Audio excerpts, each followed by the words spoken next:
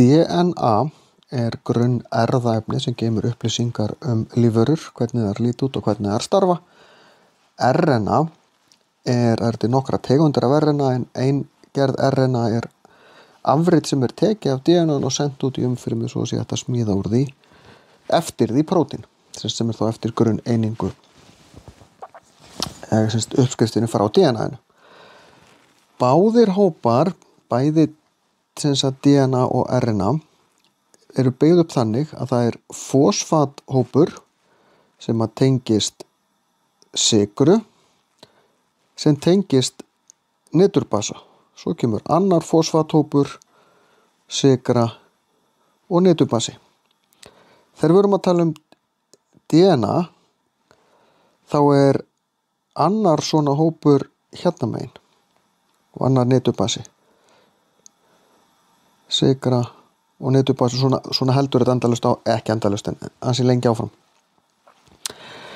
Þessi sykurhópur deposí-sykra en í RNA sem alltaf bara einfalt þá þetta ríbósakjarnsýra en ekki deposí.